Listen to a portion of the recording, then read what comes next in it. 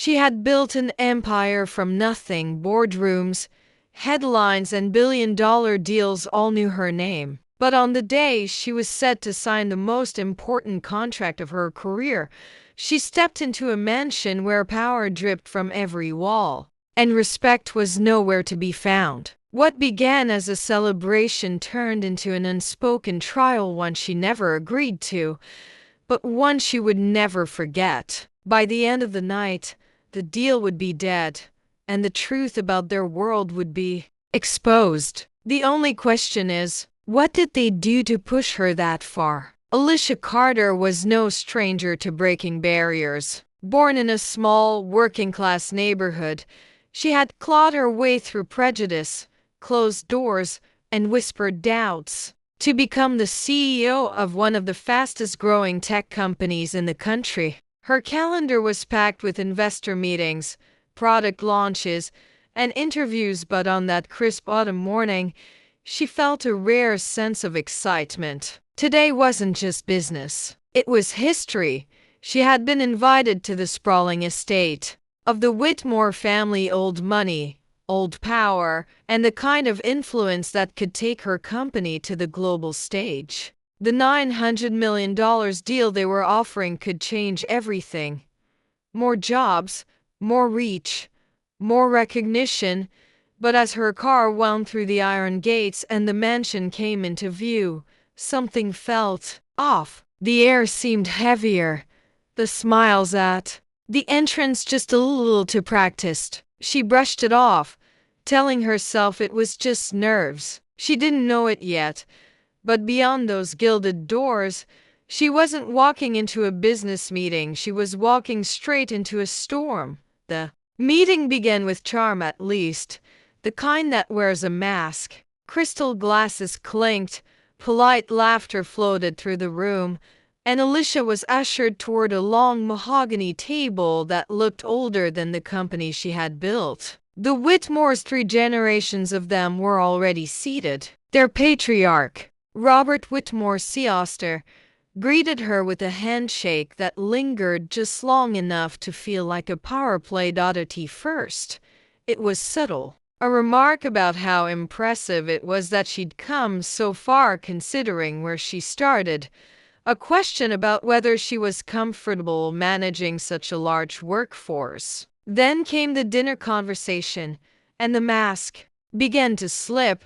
One of the younger Whitmores leaned back in his chair, smirking. "It must be exhausting," he said, being the face of diversity for the whole industry. Another chimed in about how representation was good for the brand, as if Alicia's years of work, her brilliance, and her leadership could be reduced to a marketing strategy. The room laughed lightly except Alicia.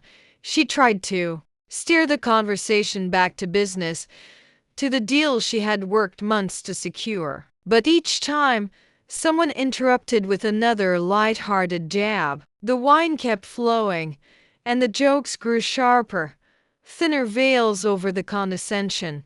Beneath, then in front of everyone, Robert Sr. leaned forward and said, "You know, it's rare to see someone like you in this position. I suppose you're here because we're feeling generous." The words hung in the air. Conversations paused. Eyes turned to see how she'd respond. Alicia felt the heat rise in her chest, her fingers tightening against the armrest. She glanced at the contract on the table, hundreds of millions of dollars, years of work, and for the first time, she questioned whether any number could be worth this. She took a slow breath, masking her fury. But the night wasn't over. Dessert had barely been served when a staff member, trying to be discreet, whispered something to one of the Whitmores. A moment later, Robert J.R.B. laughed and said, "Oh, Alicia, one of the guests mistook you for the help earlier. Isn't that funny?" The table erupted in laughter. Alicia didn't. In that moment, she realized the deal was no longer the prize, it was the leash, and she had no intention of wearing it. What happened next would shock every person in that room.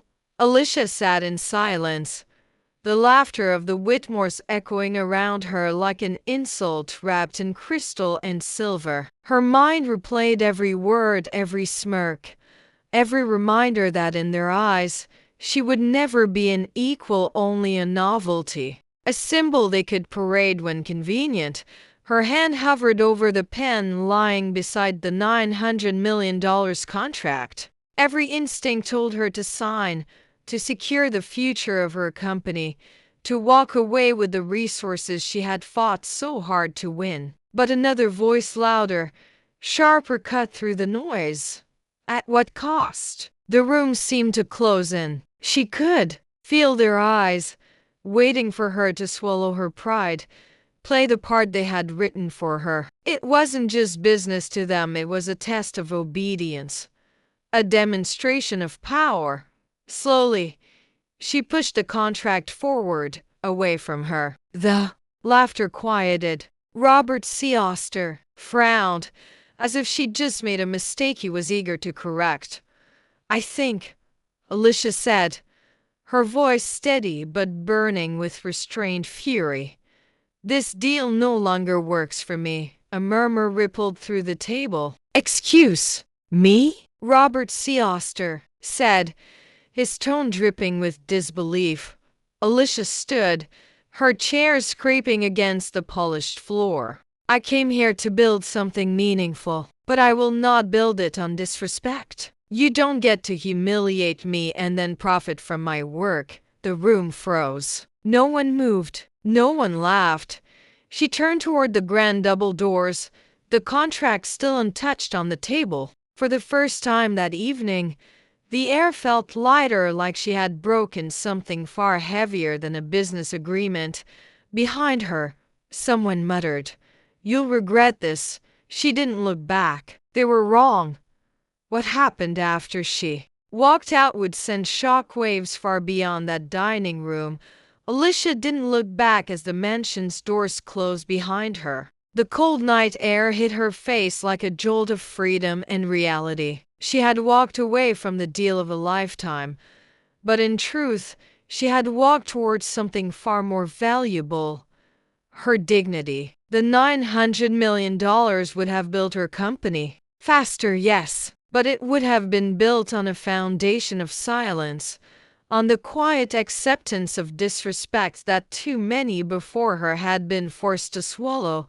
Word of what happened spread quickly. Some called her reckless, others called her brave. But for countless Black professionals who had endured the smirks, the patronizing compliments, the unspoken message that they should be grateful to be in the room, Alicia's stand was more than a headline, it was vindication.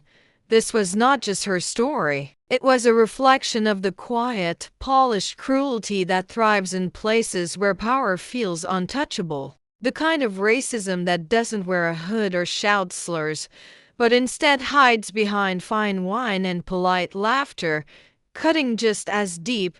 Alicia rebuilt her company without the Whitmore's money. It took longer. It was harder. But every deal she made afterward came with respect, and that was worth more than any figure on a contract, because in the end, racism doesn't just steal opportunities. It demands your silence as payment. And every time someone refuses to pay, the cracks in that system grow wider.